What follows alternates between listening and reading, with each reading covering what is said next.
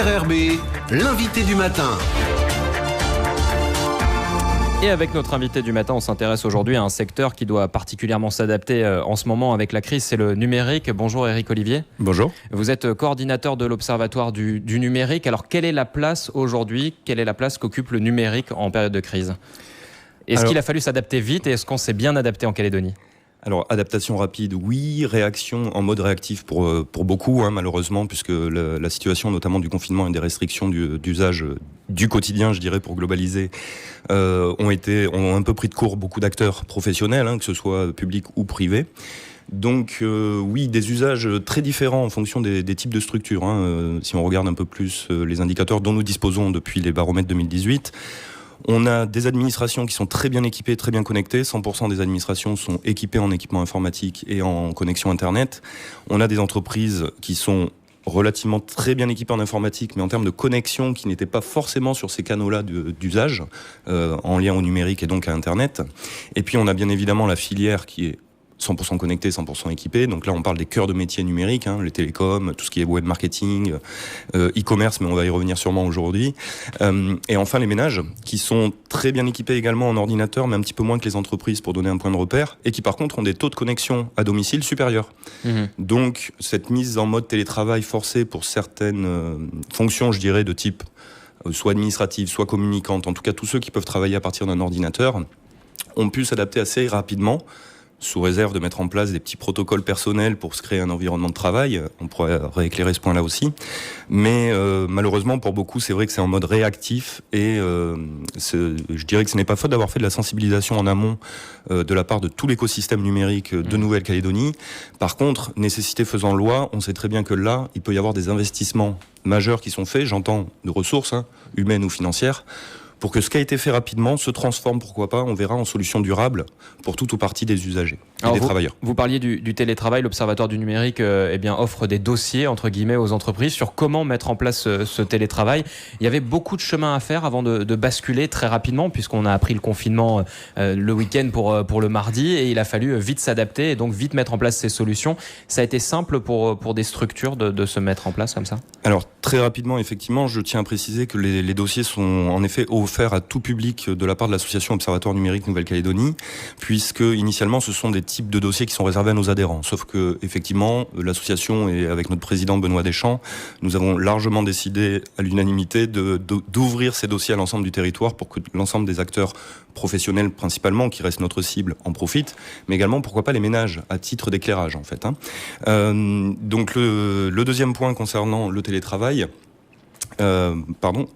Alors le télétravail, comment ça fonctionne en Nouvelle-Calédonie ? Concrètement, ce sont quoi les cœurs de métier ? On est sur quel secteur d'activité ? Ce sont des grosses entreprises, des petites entreprises, les institutions. On a vu notamment la province sud qui allait très vite sur ce sujet. Est-ce qu'on peut donner des exemples un petit peu ? Alors, effectivement, si je reprends l'exemple de la province sud, donc je vais généraliser aux institutions.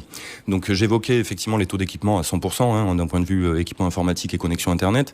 Il faut savoir aussi qu'on a 92%, sauf erreur de ma part, des administrations qui ont des serveurs internes. Donc ce qui veut dire qu'elles sont aptes à utiliser des outils en ligne, connectés, mais dans des tuyaux spécifiques réservés à l'institution elle-même. Donc ça, ce sont les DSI, Direction des services informatiques ou d'information, suivant la déclinaison, qui les gèrent. Et donc les institutions, souvent, ont des équipes qui sont aptes à réagir face à des situations comme ça. Donc elles ont une souplesse, finalement, que beaucoup d'entreprises n'ont pas encore en Nouvelle-Calédonie. Du côté des entreprises privées, là on est sur des usages beaucoup moins forts typiquement de ce type de serveur. Alors un serveur, encore une fois, sert à une organisation à avoir des flux de données internes. Donc j'entre des données, je les sors, j'utilise les outils collaboratifs potentiellement à travers ces serveurs, qui sont des gros disques durs en gros pour faire très court, et qui vont stocker la donnée. Mais ça c'est au sein de l'entreprise. Et en période de télétravail, il faut ramener ces données-là, pouvoir y avoir accès à la maison. Alors, si on veut y accéder à la maison, on essaiera d'utiliser notamment effectivement ce qu'on appelle des VPN. Alors pour faire court, ce sont des réseaux virtuels privés. Donc on privatise un petit bout d'internet pour être sûr de ne pas être piraté ou de ne pas perdre des données au passage, que ce soit volontairement ou involontairement. Donc effectivement, si on est en usage de serveurs, ce qu'on appelle externes, donc un serveur externe, il est hébergé chez un des 5 fournisseurs d'accès Internet, par exemple, de Nouvelle-Calédonie, ou chez d'autres prestataires calédoniens. Par contre, c'est aussi le même principe sur lequel s'appuie du Google Drive, c'est un principe de stockage de fichiers en ligne aussi, ou encore la fameuse Dropbox, dont beaucoup ont entendu parler en tout cas. Et là, effectivement, vigilance, parce que de mon environnement de travail, je me retrouve dans mon environnement personnel à utiliser des données de l'entreprise ou de l'administration. Alors, il faut encore une fois filtrer en amont. Est-ce qu'un comptable a besoin d'avoir accès aux chiffres commerciaux ? Est-ce qu'un responsable des ressources humaines... Ça pose des questions de sécurité, etc. Voilà, et de confidentialité aussi des données qu'on a d'habitude sur un circuit classique au sein de l'entreprise. C'est ça. Donc, il faut d'une part que ces droits d'accès aux informations et de modification des données soient alloués dans le cadre normal. Et puis, pourquoi pas, avoir un regard supérieur porté. Parce que quand on met en place une connexion à distance, on n'a peut-être pas pensé à faire cette sélection de droits, ce qu'on appelle l'administration d'un réseau informatique. C'est pas le moment que les enfants viennent jouer sur l'ordinateur et changent les données comptables. Effectivement, et puis si un copier-coller d'image sur le mauvais dossier peut être très mal vu, effectivement. C'est ça, les photos de vacances. Voilà, donc effectivement, et les enfants qu'on cite en exemple peuvent être considérés comme éléments perturbateurs. Attention, j'adore les enfants, c'est pas la question. Mais quand on est en mode travail à la maison, effectivement, on a plein de choses à gérer qui viennent nous perturber l'esprit, d'où le fait qu'on évoquait tout à l'heure de devoir s'organiser. Et typiquement, avoir un petit coin bureau vraiment installé chez soi, tout le monde ne l'avait pas avant la crise, la situation. Je pense que déjà, pour avoir accès aux bulletins journaliers, que ce soit des journaux d'information ou que ce soit par rapport à la présentation à 15h des nouveaux éléments par le gouvernement, tout le monde a alloué déjà un petit espace pour être sûr de pouvoir écouter ces informations-là. Et donc, c'est la même chose pour un environnement de travail, pour ne pas être perturbé, encore une fois, par l'évier qui déborde de vaisselle ou ce genre de choses très quotidiennes dans la vie d'un ménage, mais qui n'ont pas leur place finalement dans un milieu d'environnement de travail. C'est pas parce qu'on est à la maison qu'on fait 20 000 choses en même temps, on a un temps consacré, on se fait un emploi du temps. Et par contre, ce que vous nous dites, c'est que c'est extrêmement efficace, on a des gains de productivité en télétravail, et ça par contre, vous aviez pu le mesurer avant, parce que là c'est un petit peu tôt évidemment avec cette crise du coronavirus, mais vous aviez pu le mesurer avant, un gain de 20 à 25%, c'est ce que vous estimez? Alors, tout à fait. Ces chiffres, ça paraît énorme. Ces chiffres ne viennent pas de la Calédonie, ce sont des retours d'expérience de la France métropolitaine notamment, mais c'est énorme, effectivement. Alors en fait, qu'est-ce qui se passe? Tout simplement, c'est que quand je me mets en mode télétravail, alors je vais peut-être modifier mon organisation personnelle, Typiquement, si j'avais par habitude 2 heures de temps de travail puis une petite pause de 5 minutes, que ce soit pour un café ou autre, là peut-être que ma gymnastique sera différente. Je vais peut-être devoir faire une pause toutes les heures pour gérer les enfants d'un côté, lancer le repas de l'autre, mais une fois cette organisation prise, en fait, le collaborateur, l'agent, le salarié, qu'importe le type de poste, est motivé parce qu'il est responsabilisé du fait d'être mis en autonomie. En fait, il a une plus forte notion de responsabilité, qu'elle soit consciente ou inconsciente, d'ailleurs. Et de ce fait-là, en fait, la production qu'il va proposer, il a envie de montrer que c'est efficace pour lui, s'il souhaite rester dans ce type d'organisation, encore une fois, en mode télétravail. Et donc, il s'organise, il se met ses propres échéances et souvent on a 20 à 25% effectivement d'accroissement de productivité donc constaté sur des études métropolitaines et ça c'est pas négligeable. Ça veut dire qu'à terme, si je suis bien organisé en tant qu'employeur, chef d'entreprise, je vais avoir une production soit qui augmente, une productivité qui est plus rentable quelque part. Et je peux même le reverser en bénéfice vers le salarié. Typiquement, certaines structures en entreprise privée de Nouvelle-Calédonie proposent déjà ce qu'on appelle la semaine de 4 jours. Alors la semaine de 4 jours, ça ne veut pas dire que je suis payé 4 jours au lieu de 5 par semaine de travail. Non, ça veut dire que je m'organise pour faire mon temps de travail sur 4 jours, quitte à être soit 8 heures, soit 12 heures par jour, qu'importe, ça dépend de la fonction et du type de production. Et en fait, ce 5e jour, il passe à l'as, entre guillemets, en termes de temps de travail, et je le récupère sur un temps de repos personnel ou de loisir, à moi de m'organiser en fonction. Et ça, c'était des choses qui étaient observées donc avant la crise, avec une semaine de 4 jours qui était déjà mise en place. Tout à fait. Alors, ce qu'il faut intercaler entre cette notion de télétravail, pour l'instant, on a surtout évoqué l'équipement et la connexion Internet, les serveurs qui permettent d'accéder aux données de la structure, c'est en fait ce qu'on appelle les outils collaboratifs. Donc les outils collaboratifs, typiquement, c'est un document, par exemple, papier, Word, Excel, pour évoquer les standards connus de tous. N'oublions pas qu'il existe des solutions en open source. C'est tout simplement qu'on va pouvoir être à plusieurs en train de travailler le même document, par exemple. Donc moi, je m'occupe de travailler l'introduction chapeau pour l'Observatoire numérique, et puis peut-être que dans le cadre d'un article, mon président à distance va pouvoir renseigner une autre partie qui portera plus sur la posture institutionnelle de l'association, et l'un n'empêchant pas l'autre. Alors, l'avantage, il est double. C'est que toutes les équipes peuvent travailler en même temps, en temps réel, plutôt que d'être dans un circuit échelonné avec un qui répond, qui envoie au deuxième, le troisième, etc., etc. Donc ça fédère les équipes parce qu'elles ont un sentiment de collaboration collective. Fédérer sans se voir. Sans se voir. Et c'est là où on est dans un paradoxe effectivement d'ordre social, sociétal, relationnel. Et j'y reviendrai aussi sur les modes d'expression. Et tout ça va déjà accélérer les décisions parce que finalement, j'envoie mon information depuis mon champ. Je suis comptable, j'envoie mon information. Je suis commercial, j'envoie mon information. Et le décideur, il a accès à toutes les informations au même endroit. Plutôt que de devoir solliciter, appeler les uns, appeler les autres et puis essayer de fédérer à distance par téléphone, par exemple. Mais est-ce que ça peut durer dans le temps, ça, cette solution de télétravail ? Est-ce que vous pensez qu'après, parce que là, il y a beaucoup de sociétés qui l'ont mise en place de manière contrainte et forcée, parce qu'il y a le confinement et qu'il faut quand même continuer à vivre économiquement, mais est-ce qu'après cette période, on va revenir à la normale, entre guillemets, à ce qu'on connaissait avant, ou est-ce qu'il y aura un jour après où on se dira, on continue ? Alors, je pense pour ma part, comme dans tous les usages numériques, et je prends l'exemple des réseaux sociaux, une fois qu'on a lancé un nouveau mode d'usage, et donc le télétravail reste une forme d'usage basée sur les outils numériques, il est très dur de revenir en arrière. Alors on ne peut pas dire que toutes les entreprises qui se sont mises en marche forcée sur le télétravail resteront en mode télétravail. Il y a des raisons pratico-pratiques très simples. Je suis menuisier, je suis artisan d'art, c'est un peu compliqué pour moi de le mettre en place. Et si j'ai pu l'utiliser pour gérer mon reliquat de factures, de devis non envoyés, à un moment donné, il faut bien que je retourne sur ma production et mon cœur de métier. Par contre, pour d'autres, encore une fois, je pense que l'usage sous réserve qu'on ait un recul suffisant, c'est-à-dire que, encore une fois, là, on est à 2 semaines et demie, 3 semaines bientôt de confinement, et donc de mise en mode en télétravail forcé pour certains. La première semaine est vraiment une semaine d'adaptation par rapport à tout ce qu'on a évoqué en termes de contexte à mettre en place et d'outils, pourquoi pas, à proposer. Si je prends l'exemple de l'université, ils ont tout à fait assuré, donc dans un autre rapport, mais avec les étudiants, les cours à distance, c'est avéré, c'est en place. La petite semaine de vacances va faire du bien peut-être à toutes les structures pour se réorganiser, mais ça risque de perdurer puisque les étudiants adhèrent énormément. Et pour beaucoup, qu'on parle de décideurs, de cadres, d'exécutants ou d'ouvriers, si on a perçu des gains de productivité, alors ce qui peut être étonnant vu la période en ce moment, c'est pas là où les atouts vont ressortir fortement.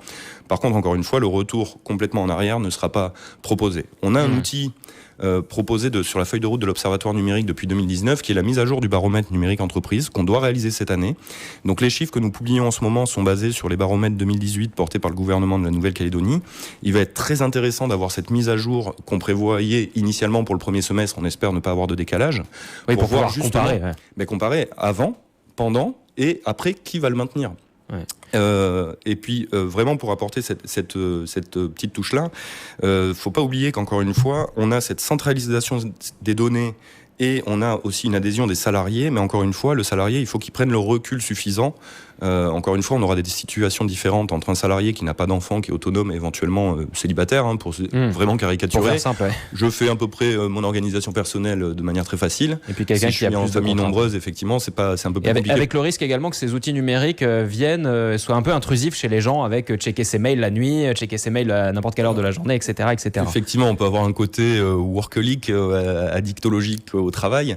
Alors, ceci étant dit, la vraie différence qui viendra pour la perception de ce mode de télétravail, c'est notamment justement la présence ou pas des enfants.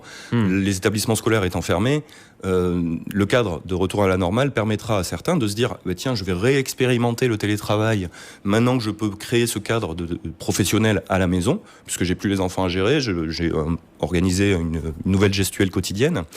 Et encore une fois, là, tendre vers la démonstration des gains de productivité et pourquoi pas du gain de temps de travail pour le salarié. Et c'est vraiment des choses, c'est vraiment important de le dire, qu'on soit employeur, et oublions pas que l'employeur, c'est souvent un manager, il porte la structure et c'est lui qui porte les risques et les enjeux de l'entreprise.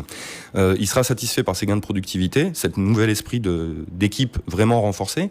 Et puis l'agent, le salarié, le collaborateur, lui, trouvera peut-être du gain par rapport au temps libre qu'il va pouvoir acquérir, gagner. Et encore une fois, temps libre ne veut pas dire forcément temps oisif, mais le mettre à profit pour récupérer peut-être l'activité sportive qu'il n'a pas pu faire pendant cette période. Éric Olivier, très rapidement, parce qu'on pourrait en parler pendant des heures du télétravail, juste un point sur les solutions numériques qui ont été apportées pendant cette période de crise. On le sait, les sites d'achat en ligne ont explosé considérablement. Il y a peut-être des gens qui n'avaient pas ces usages-là de l'Internet, qui se disaient je ne vais pas payer par Internet parce que ça me fait peur, etc. Mais là, ça fait plus peur d'aller dehors au contact, pourquoi pas potentiellement de ce coronavirus.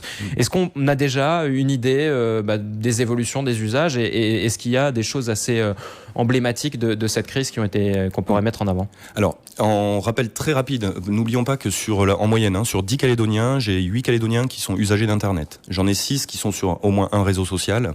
J'en ai 4 à 5 qui font ce qu'on appelle du repérage en ligne avant achat. Ce sont les chiffres de 2018.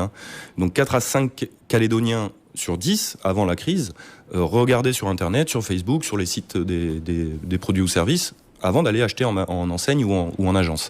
Et on en avait 3 à 4 qui pratiquent le e-commerce, c'est-à-dire j'achète sur Internet. Alors, après, ce qui est relativement faible. Ce qui n'est pas énorme, effectivement, en soi, sachant qu'on n'a pas forcément des achats en ligne tous les jours. On n'avait pas, il faut que je le mette au passé, mais 3 à 4 personnes qui consomment sur Internet, sachant que l'acte dans le e-commerce de ce qu'on appelle justement, ce qui définit le e-commerce, c'est à partir du moment où je peux réserver en ligne. Donc je ne suis pas obligé d'avoir le paiement en ligne. Ça, c'est un point important.